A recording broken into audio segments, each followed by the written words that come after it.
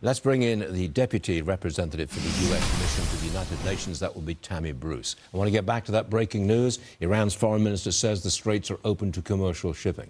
This is huge. I mean, it's a clear win. It is, and as you saw with that report, is that there's many tools in the president's tool chest. For Treasury Secretary Bessent, this is a whole-of-government framework, obviously.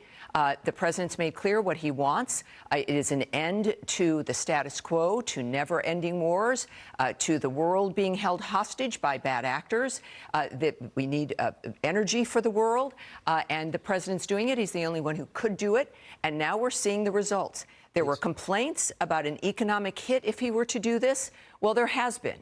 And it's one that is going to be an increasingly positive framework, as we're seeing throughout this morning. It's an astonishing thing. All of a sudden, it seems like it's a new ball game in Iran. I mean, they've agreed opening the Straits. Yes.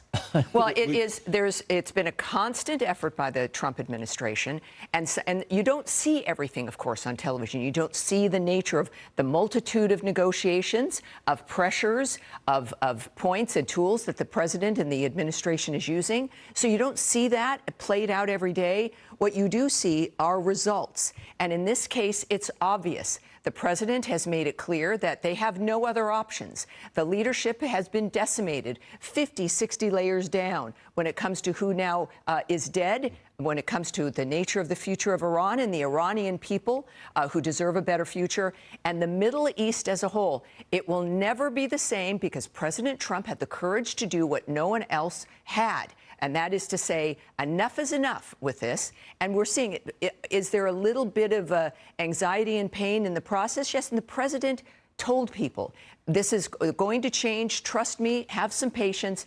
And now he's been proven correct once again. If the president goes to Islamabad, Pakistan, yes, and signs a deal, that will be the defining moment of his presidency. Well, I think there's...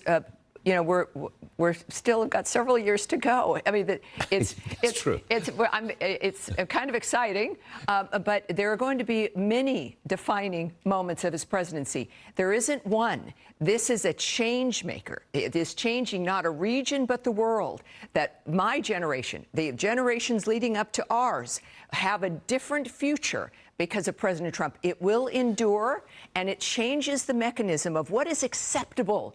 This war industrial complex must end, that the future of individual human beings must matter. And it's Trump who will deliver that. It will stand the test of time. And so it is this defining moment. There will be many more to come, I promise. Do you have any idea, you're on the inside of this, do you have any idea who might emerge as Iran's next leader? Well, I'm sure they wonder also. Yeah. Because this is going to be something that I think the Iranian people had always hoped for. And now there's a chance to find someone. The reality is it can be a clean slate. I'm not going to get ahead of what the president wants or what the Iranian people will do. But the fact is, finally, there is some sunlight and a chance for a future. That is also look at our economy here. The world is linked. Every action the president takes is for the benefit of American national security and the American economy, because that makes the rest of the world safer and more prosperous. You got it. Tammy, thanks for being here. It's great. A terrific day. I love seeing you. Thank you. Good to have you back. All right. Thanks.